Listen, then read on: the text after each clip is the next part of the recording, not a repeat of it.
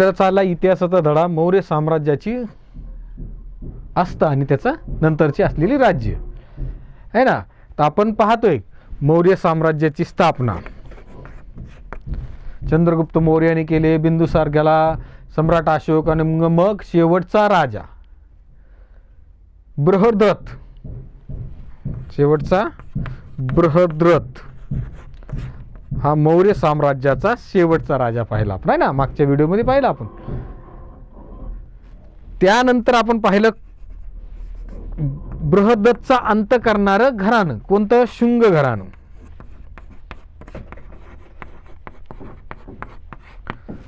शुंग घराणे पाहिले आहे ना. त्यानंतर आपण पाहिलं इंडो ग्रीक,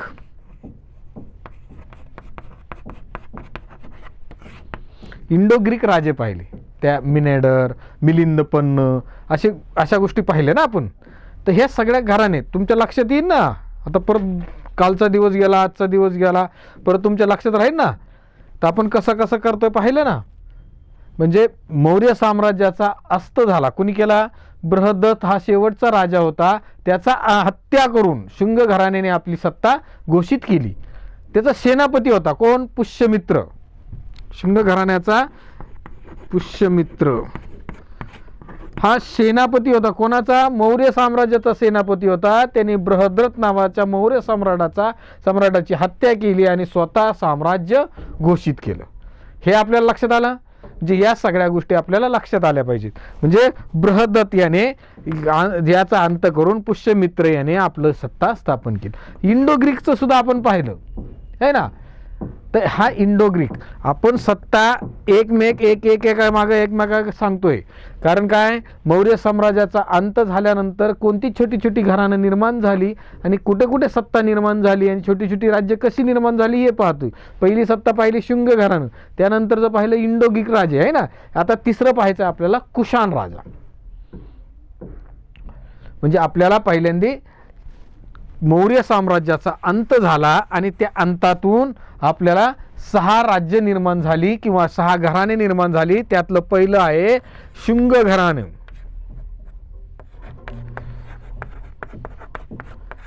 त्यानंतर दुसरं राज्य पाहिलं आपण इंडो ग्रीक. त्यातला महत्वाचा राजा पाहिला आपला मिनेडर किंवा मिलिंद म्हणतो आपण. तिसरं साम्राज्य पाहायचं आपल्याला कुशाण.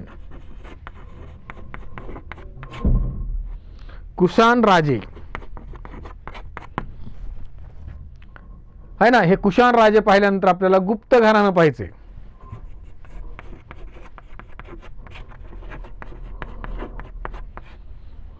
त्यानंतर वर्धन,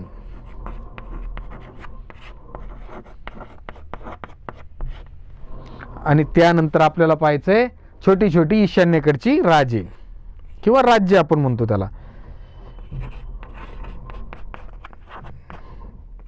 ईशान्य भारतातील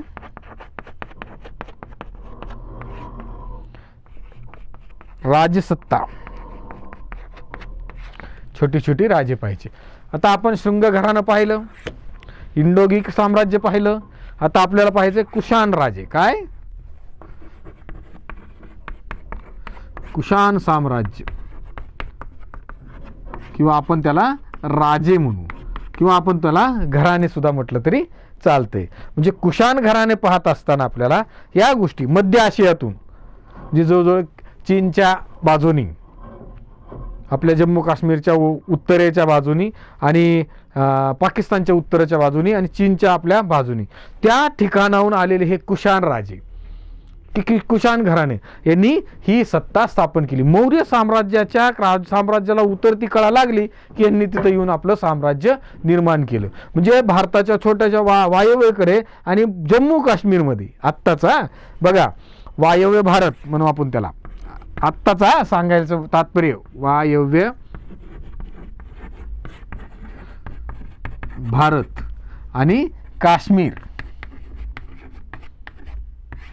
काश्मीरमध्ये आपली सत्ता त्यांनी स्थापन केली कुशाण राजाने. ह्या कुशाण राजांना त्या घराण्याचं होतं ते कुशाण सत्ता म्हणून ओळखलं जायचं. त्यावेळेस त्या कुशाण राजांनी पहिल्या दशकात आपल्याला ही सत्ता स्थापन केल्याचं जाणवतं. बघा आता आपण कुठून आलोय. आपला प्रवास कुठून चालू आहे माहिती आहे ना, इसवी सन पूर्व 6व्या शतकापासून. म्हणजे 6वे शतक, नंतर 5वे शतक, 4थे शतक, 3रे शतक, 2रे शतक, 1ले शतक. इसवी सन पूर्व 1ले शतक झालं की मग इसवी सन 1ले शतकात आपण आलो. या इसवी सन पूर्व पासून चालत आलेलं सगळं, या इसवी सन पूर्व पासून चालत आलेलं सगळं आता आपल्याला 1ल्या शतकात आलोय आपण. कोणत्या? इसवी सन 1ल्या शतकात. आता चालू ना आपलं 2020. तर पहिलं शतक 100 त्या शतकात चाललंय आता. इसवी सन पूर्ण 6 शतक झालं आपलं पूर्व. 6, 5, 4, 3, 2, 1, 0. तिथून पासून 1, 2, 3, 4 सुरू झालं की त्या शतकात यांनी आपली सत्ता स्थापन केली. तीही कुठं? काश्मीरमध्ये. ह्या काश्मीरमध्ये त्यांनी सत्ता स्थापन केली. त्यांची सगळ्यात महत्त्वाची गोष्ट म्हणजे त्यांनी सोन्याची नाणी पाडायला सगळ्यात मोठी सुधारणा केली, किंवा त्यावेळेसपासून सर्वात जास्त सुधारणा किंवा पहिली सुधारणा कुणी केली? कुशाण राजे कनिष्क. आपण पाहणार आहे त्यांची माहिती. कुशाण राजा कनिष्क यांनी ती सत्ता स्थापन केली आणि त्या सत्तेनंतर किंवा त्या सत्तेच्या कालखंडात त्यांनी सोन्याची नाणी पाडण्याचा त्यांनी प्रथा सुरू केली. म्हणजे आत्तापर्यंत आपण पाहिलं वेगवेगळ्या नाण्यांचा अभ्यास केला. अनेक राजे महाराजे आपली सोन्याची नाणी वेगवेगळ्या धातूंची नाणी पाडली जात होती आणि त्यात एका बाजूनी काय केलं जायचं? देवतांची मूर्ती असायची किंवा देवतांचं चित्र असायचं आणि दुसऱ्या बाजूनी राजांचं चित्र असायचं. अशा प्रकारची ही नाणी ते पाडण्याचं किंवा आपण त्याला म्हणतो सोन्याची नाणी पाडण्याची सुरुवात या कुशाण राजांनी केली. तर एक कुशाण राजा कनिष्क यांनी ही सुरुवात केली. आता आपण पाहणार पुढे त्यांची माहिती. ह्या कुशाण राजांनी सुरुवात केली आणि सगळ्यात महत्त्वाची गोष्ट सांगायची म्हटलं की त्यांनी जे सोन्याची नाणी पाडली त्याच्यावरून एका बाजूला राजाचं चित्र असायचं आणि दुसऱ्या बाजूला गौतम बुद्धाचं चित्र असायचं. अशा प्रकारची सुरुवात त्यांनी या कुशाण राजांनी केली. अशा आपल्याला उल्लेखनीय माहिती आपल्याला सांगता येईल. आलं लक्षात? म्हणजे कुशाण राजाची माहिती सांगताना आपण काय सांगूया? पहिलं कुठं? वायव्य भारत आणि काश्मीरमध्ये त्यांनी आपली सत्ता स्थापन केली. कोणत्या शतकात केली? 1ल्या शतकात केली. इसवी सन 1लं शतक या शतकात केली आणि त्यांनी नाण्यांची सुरुवात केली. नाण्यांची सुरुवात केली. कशाची नाणी?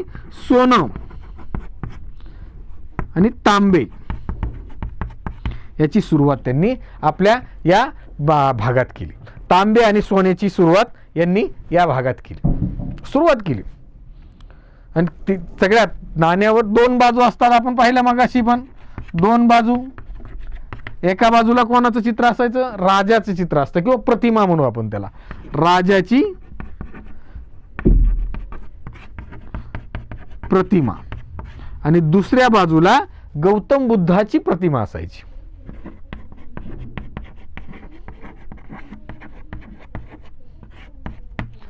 गौतम बुद्धाची प्रतिमा आपल्याला त्यावेळेच्या या नाण्यांवर आपल्याला पाहायला मिळते आणि त्यांनी ती सुरुवात केली. कुशाण राजा कनिष्क या काळात जास्त प्रसिद्ध झाला आणि त्यांनी जास्त साम्राज्य विस्तार केला. म्हणजे कुशाण साम्राज्यात किंवा कुशाण घराण्यात कनिष्क राजा. आता बघा नीट लक्ष द्या, आपल्याला घराण्यांचं चाललंय. पहिलं घराणं पाहिलं शुंग घराणं, त्यानंतर इंडो ग्रीकवरून आलेले राजांची ती घराणे होती. नंतर आपण पाहतो कुशाण राजे म्हणजे वायव्य आणि आत्ताचा काश्मीर म्हणजे पाकिस्तान आणि असलेला काश्मीर या साम्राज्यावर सत्ता निर्माण करणारं हे घराणं होतं कुशाण घराणं. त्यांनी पहिल्यांदा काय केलं? 1ल्या शतकात त्यांनी त्याच्यावर आक्रमण करून सत्ता निर्माण केली. वायव्यमध्ये भारत म्हणजे वायव्य भारत म्हणजे पाकिस्तान आणि काश्मीर हा भाग, याचा काही भाग त्या साम्राज्यात होता. त्यानंतर त्यांनी सोनं आणि तांब्याची नाणी पाडायला सुरुवात केली. सोन्याची नाणी पाडण्याची सुरुवात यांनीच केली, कुशाण राजे है ना. कुशाण घराण्यातील कनिष्क नावाचा राजा आणि त्यांनी साम्राज्य विस्तार भरपूर केला होता. म्हणजे कुशाण राजा कनिष्कच्या काळात साम्राज्य विस्तार मोठ्या प्रमाणात झाला असं आपल्याला म्हणता येईल. टप्प्याटप्प्याने माहिती घ्यायची, थोडी थोडी गोष्टी रूपाने घ्यायची. असं नाही वाचत बसायचं कुशाण राजा होता, त्यांचं घराणं होतं, त्यांनी असं केलं, त्यांनी वायव्येला आक्रमण केलं, काश्मीर जिंकून घेतला, असं नाही. टप्प्याटप्प्याने घ्यायचं. कुठं? पहिल्यांदा कधी आक्रमण केलं? 1ल्या शतकात. कुठं केलं? वायव्य आणि काश्मीरमध्ये तिथं सत्ता स्थापन केली. त्या सत्ता स्थापन केल्यानंतर ते आपला साम्राज्य विस्तार केला. साम्राज्य विस्तार केल्यानंतर नाणी पाडली. नाणी कोणत्या धातूची काढली? सोन्याची आणि तांब्याची. त्या नाण्यावर कसं असायचं? तुम्ही म्हणता हे नाणं सांगण्याचा उद्देश काय? तर नाण्यावरून आपल्याला खूप काही माहिती भेटते बा. इतिहासात सगळ्यात महत्त्वाची गोष्ट आहे की ऐतिहासिक वस्तू सापडल्या की त्याच्यावर खूप संशोधन केलं जातं आणि त्या संशोधनावरून त्या नाण्याचा कालखंड आपण काढतो. काही घटक असतात त्या नाण्यांना किंवा त्या वस्तूवर, काही घटक असतात, रासायनिक घटक असतात, काही भौतिक घटक असतात, काही वेगवेगळे घटक असतात. ते वैज्ञानिक स्वरूपात आपण त्याचं संशोधन केलं की विज्ञानाच्या स्वरूपाने त्याचं आपण संशोधन केलं की त्यातला त्या नाण्याचा कालखंड आपल्याला काढता येतो आहे ना. आपण उदाहरणार्थ म्हणतो ही तलवार, हे ढाल ही कोणत्या काळातली, तर त्याच्यावर संशोधन करून निष्कर्ष काढून ठरवलं जातं की ही कोणत्या काळातलं नाणं आहे, या कोणत्या काळातली तलवार आहे. ह्या सगळ्या गोष्टी आपल्याला वैज्ञानिक स्वरूपात म्हणजे विज्ञानाच्या सहाय्य घेऊन आपल्याला इतिहासाचं संशोधन करता येतं. त्यामुळं नाणी महत्त्वाची असतं. त्या काळातल्या कुशाण साम्राज्यात असलेली नाणी ही सोन्याची असायची.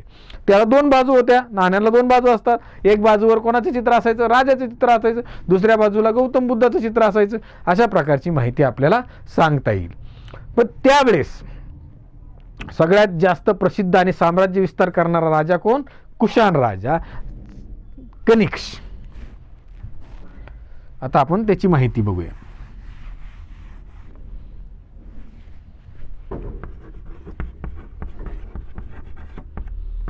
कुशाण राजा कनिष्क नावाचा राजा होता आणि त्याची माहिती बघूयात. त्याने साम्राज्य विस्तार खूप केला.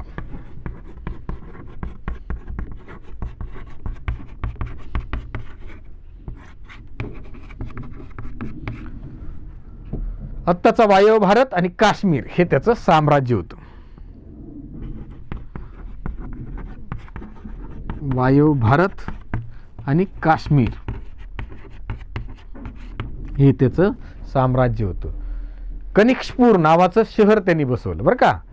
म्हणजे काय होतं, कधी कधी कोणत्या शहरावरून कोणत्या माणसाची माहिती मिळेल आपल्याला हे लक्षात येत नाही. कनिष्कपूर नावाचं त्याने राजधानी किंवा आपण त्याचं शहर वसवलं असं म्हणूयात. कनिष्कपूर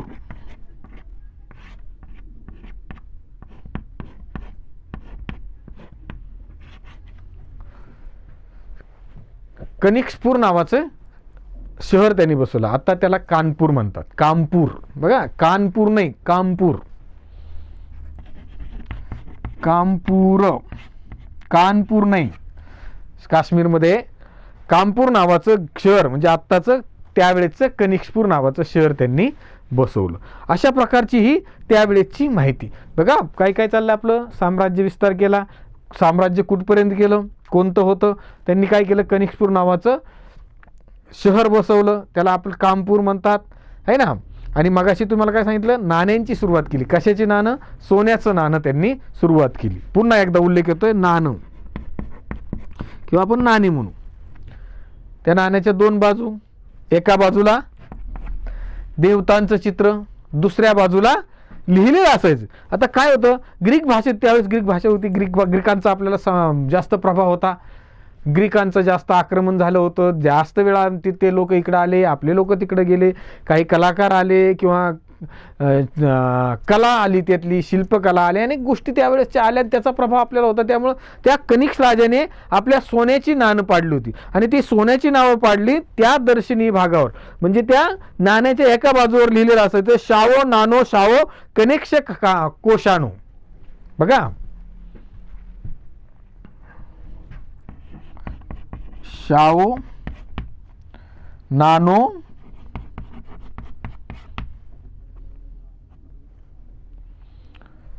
शावो नानो शावो कनेक्सी.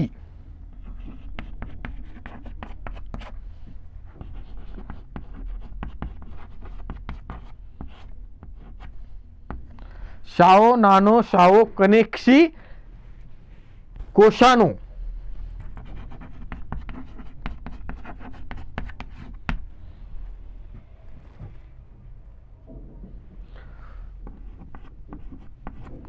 आणि दुसऱ्या बाजूला लिहिलेलं असायचं बौद्धो.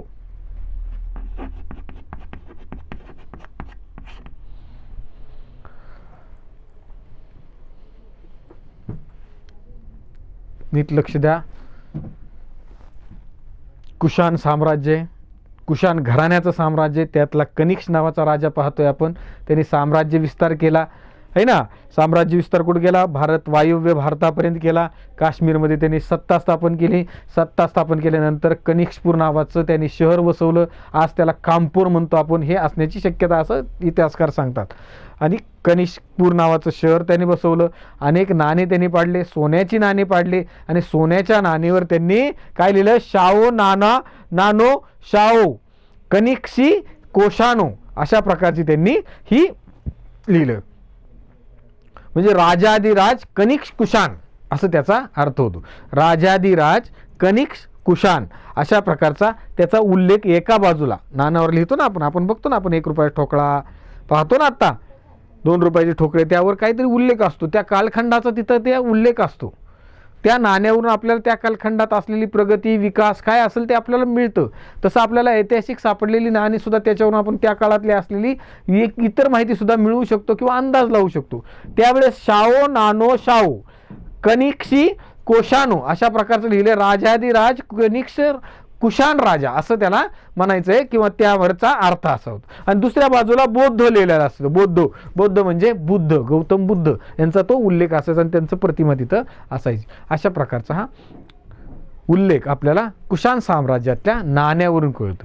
म्हणजे काय पाहिलं आपण? कनिष्क राजाची अस्तित्व कसं निर्माण झालं, त्यांनी साम्राज्य विस्तार कसा केला हे पाहिलं, कुठपर्यंत साम्राज्य विस्तार केला हे पाहिलं, कोणतं शहर बसवलं ते पाहिलं, नाणे पाहिले, सोन्याची नाणी आणि तांब्याची नाणी त्यांनी पाडली हे पाहिलं. सोन्याच्या नाणीवर एका बाजूला काय लिहिलं होतं? राजाधिराज कुशाण कनिष्क असं लिहिलं होतं आणि दुसऱ्या बाजूला बौद्ध किंवा बुद्ध असं लिहिलेलं असायचं. त्याचा अर्थ गौतम बुद्ध. अशा प्रकारची एवढी माहिती आपण पाहिली. आता दुसरी माहिती पाहिली काय?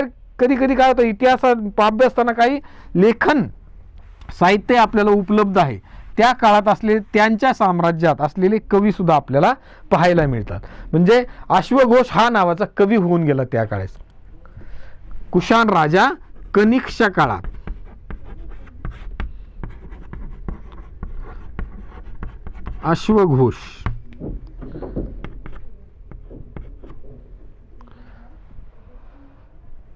अश्वघोष नावाचा कवी होऊन गेला आणि त्याने जवळजवळ 2 चरित्र लिहिलेत.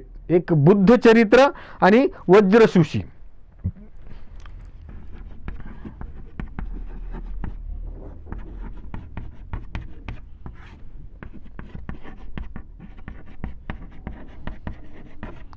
बुद्ध चरित्र आणि वज्रसूची अशा प्रकारची त्यांनी 2 ग्रंथ आपल्याला पाहायला मिळतील. त्या काळात असलेले ते साहित्य आजही आपल्याला उपलब्ध आहे. म्हणजे बघा, काही काही ऐतिहासिक ठेवा आपल्याला आपण जतन केला आहे. तो जतन केलेला ठेवा आपण अभ्यासतोय. त्यावरून त्या काळातल्या असलेल्या अनेक गोष्टी आपण आजही त्याकडे जाण्याचा प्रयत्न करतोय, त्या वस्तुस्थितीकडे जाण्याचा आपण प्रयत्न करतोय. हे कनिष्कच्या काळात अश्वघोष असलेल्या कवी, त्या कवीने बुद्धचरित्र आणि वज्रसूची अशा नावाचे ग्रंथ लिहिलेत. आणि दुसरी गोष्ट, ती पहिली गोष्ट झाली. दुसरी गोष्ट चरक.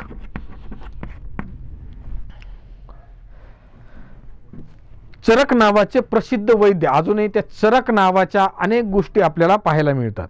आयुर्वेदात म्हणा, वैद्य चरक नाही ना, कुणी ऐकलं असेल कुठंतरी मेडिकलवर किंवा कोणते औषध घेताना वैद्य चरक किंवा चरक अशा प्रकारची जी ऐकलंय ते या काळातले चरक वैद्य अजूनही ते प्रसिद्ध आहेत. म्हणजे त्यांनी जे ज्ञान दिलंय, त्यांनी जे लिखापडी करून ठेवली किंवा त्या काळात असलेल्या अनेक वैद्यक गोष्टी आहेत, त्या गोष्टी त्यांनी अजूनही आपल्याला उपयोगी पडतात. असे ते त्या काळातले राजा कुशाण घराण्यातले कनिष्क राजा या वैद्यक शास्त्रात आपल्याला अजूनही चरक नाव आठवतं किंवा आपल्याला पाहायला मिळतं. तेच आहे, त्यांनी त्या काळात लिहून ठेवलेल्या अनेक गोष्टी आपल्याला आजही उल्लेखनीय पाहायला मिळतात. आलं लक्षात? या गोष्टी इथं संपल्या. आता काय पाहिलं आपण? आत्ता आपण पाहिलं शुंग घराण्याने कसा मौर्य सम्राटाचा हत्या करून स्वतःची सत्ता स्थापन केली ते पाहिलं. इंडो ग्रीक म्हणजे वायव्येकडे असलेले छोटे छोटे राज्य त्यांनी निर्माण केले. तिथं असलेला मिनाडर राजा पाहिला आपण, आहे ना. मिलिंद पन्न नावाचा ग्रंथ पाहिला. त्यानंतर कुशाण राजा पाहिला. कुशाण कुशाण राजांनी सोन्याची नाणी तयार केली हे पाहिलं, गौतम बुद्धाचं चित्र प्रतिमा त्यांनी नाण्यावर छापली हे पाहिलं, सोन्याची नाण्यांची सुरुवात केली हे पाहिलं. त्यानंतर आपण कनिष्क राजा पाहिला, कनिष्क राजाने साम्राज्य विस्तार पाहिला, साम्राज्य विस्तार पाहिल्यानंतर आपण त्याचं बसवलेलं शहर पाहिलं, शहर कनिष्कपूर पाहिलं, कनिष्कपूर म्हणजेच कानपूर पाहिलं, आणि त्यानंतर असलेलं नाणी पाहिले, नाण्यावर एका बाजूने काय लिहिलं ते पाहिलं, दुसऱ्या बाजूने काय लिहिलं ते पाहिलं. त्यानंतर अश्वघोष नावाचा कवी पाहिला, कवीने लिहिलेले 2 ग्रंथ पाहिले. त्यानंतर वैद्यक शास्त्रात नाविन्यपूर्ण काम करणारे वैद्य चरक पाहिले. अशा प्रकारची माहिती घेऊन आपण आज आपण कनिष्क राजांची माहिती इथपर्यंत संपवतो. आता आपल्याला उद्या पाहायचंय गुप्त घराणं आहे ना. ह्या गुप्त घराण्याची माहिती आपण पुढच्या व्हिडिओमध्ये पाहू. तोपर्यंत धन्यवाद.